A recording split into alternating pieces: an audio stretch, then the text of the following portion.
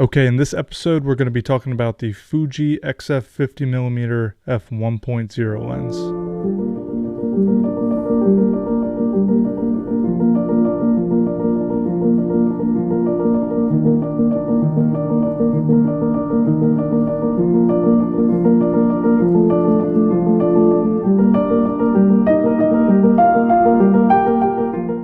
First off, thanks for checking out this video. My name's Brandon, and if you haven't subscribed yet and you like photography and videography and just talking about camera gear in general, then this is the channel for you. So go ahead and hit that subscribe button. And for those of you who have already subscribed, thank you so much. We're almost up to 2,000 subscribers, and I've really been enjoying talking to you guys in the comment section. So let's definitely keep it going. And yeah, today we're going to be talking about the Fuji 50mm 1.0 lens. Alright, so quick history lesson about this lens. Originally, Fuji set out to make a 35mm f1.0 lens for the crop sensor cameras. And what happened was they couldn't get the size small enough for it to really make sense on a crop sensor camera. So, you know, with this lens combo, it's already kind of pushing the limits to maybe being a little bit too big for their X-T4 camera. And then if you put this thing on an X Pro series camera, then it's gonna definitely kind of feel out of place and super front heavy. But that being said, on the X-T4 and the X-T series in general, I do think that the balance of this lens is pretty nice on those cameras. And that really does seem to be the trend, though, if you're like looking at Nikon cameras and Canon cameras and now even Fuji, is that some of these like modern lenses, they're really trying to kind of optimize for, I guess, higher resolution sensors. So in order to kind of get that ultimate image quality, I guess you have to make the lens bigger. If you're used to shooting with the f2 series lenses from Fuji, then it will take a little bit of adjusting once you start using this lens. But that's the great thing about Fuji, is that they do give you those choices with the smaller prime lenses. So if you don't want to have a huge lens and you want to stay with that smaller setup, then you can. Now, Fuji does have another lens that is similar to this. It's a 56mm prime lens. There's actually two versions of that 56mm lens, but a cool thing about the 50mm 1.0 is that it is weather resistant. So you're going to feel a little bit safer if you have to shoot out in the rain or snow or something like that.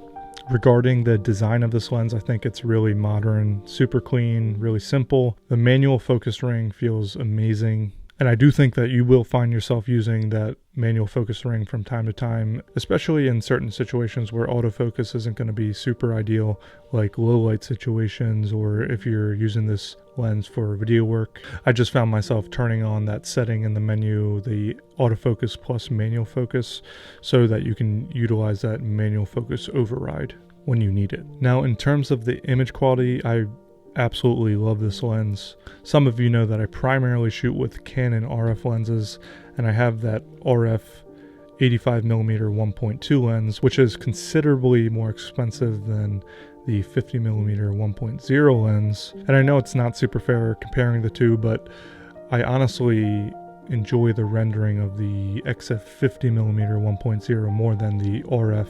85mm lens. Some people say that this lens isn't really that sharp when you shoot wide open, and I would tend to disagree with that statement. I would say that the results that you get are a little bit more variable in terms of the autofocus acquisition and accuracy with this lens, but I would say when the autofocus is accurate, and even at the minimum focus distance, this is a very sharp lens, even wide open at f1.0. I think a big reason to get this over the 56mm prime is that you're going to get better results across the entire frame. So it really doesn't soften up in the corners at all like the 56mm does. And since we're on the subject of sharpness, I do want to speak a little bit more on the comparison of the RF 85mm 1.2 versus the XF 50mm 1.0. And I just want to say that, you know, sharpness isn't always everything, especially with a lens that is primarily geared towards portrait photography. When I was shooting with the RF 85mm 1.2 lens, I've had a few clients already kind of complain that it was a little bit too sharp and there was a little bit too much detail in the face and the pores of the skin. So it's kind of the first time ever where I've had to actually kind of do some extra retouching with my portraits and then redeliver some of those pictures back to my clients because they've requested that. So when you're shooting with a portrait lens, having a tack sharp lens isn't always the best thing. But the 50mm 1.0 is definitely sharp enough. Overall, the rendering of the bokeh is really smooth, and your transition from your subject to the out of focus areas is also really smooth. So personally, I kind of think that you get a really nice 3D rendering when you shoot wide open. For anyone who's ever shot with the Nikon 58mm 1.4G lens, if you love that lens and you're sort of looking for lenses that have a similar sort of characteristic to it, then this lens kind of gets close to that. Not quite, but it does have a lot of character. In terms of chromatic aberrations with this lens, I would say the performance is a little bit above average. You're definitely going to get some of that green and purple fringing if you're shooting in some of those higher contrast scenes, but I think it's easily corrected in post if you need to. I would say that vignetting isn't much of an issue either. I think that this lens does really well with flare resistance, and the type of flare shooting wide open that you get is relatively pleasing.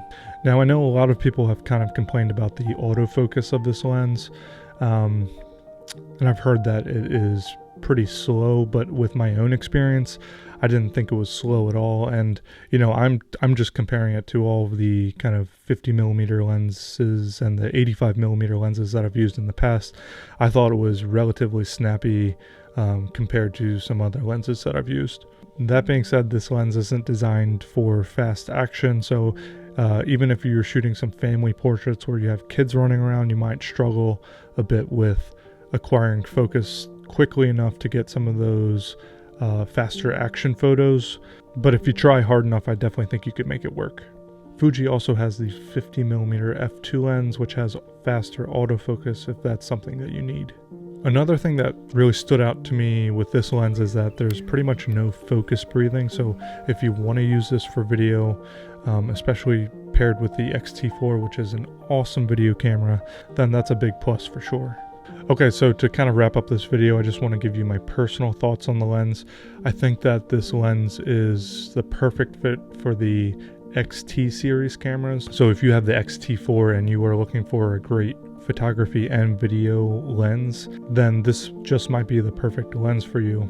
Just make sure to take into consideration that this lens is more than twice the weight as the 56mm lens. And then the difference is even bigger when you're talking about the 50mm f2 lens, which I won't talk about in this video, but I would say the 50mm f2 lens is a perfect fit if you have the X Pro series cameras. This lens is also considerably more expensive than the 56mm prime, so it's more in line with the APD version of the 56mm, but you know, that lens uses contrast-based autofocus detection due to the filter in the lens. So if you are choosing between the APD version of the 56mm and the 50mm 1.0 and autofocus is a priority, then definitely go with the 50mm. For me, a big reason to buy this would be for video work or, you know, portraiture primarily, but even then, I do think it's a fun walk-around lens. It's a little bit bigger for the Fuji system, but it's not so big that you wouldn't be able to just kind of carry it around wherever you go. All in all, I think that this is one of those lenses that kind of helps blur the lines between a full frame camera and a crop sensor camera. I know a lot of people that move to full frame to get those faster lenses where you can get more of that subject separation. I think that Fuji is doing a great job making some of these lenses that are faster, so that the kind of motivation to move up to full frame is decreased a little bit. And Fuji offers such a huge variety of lenses regarding that sort of kind of size performance balance. And don't get me wrong, they're all high performing lenses. I just mean in terms of how fast the lens is. And I think that, people shooting with Fuji really benefit from having that wide variety of choices. If I primarily shot with the Fuji system, I would definitely get this lens, and probably over the 56mm due to the kind of newer autofocus system, as well as the overall rendering of the images that you get from this lens. And that's something that is subjective, so definitely check out the 56mm if you are kind of in between the two.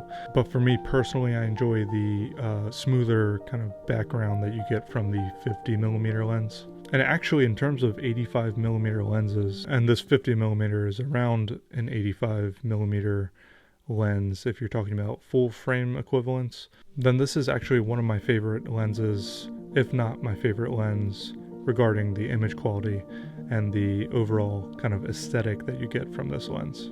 If you guys have tried out this lens, then let me know what you think in the comments section below. And if you guys have been trying to decide between the 50 and the 56mm, I'm just curious to which lens you chose and why.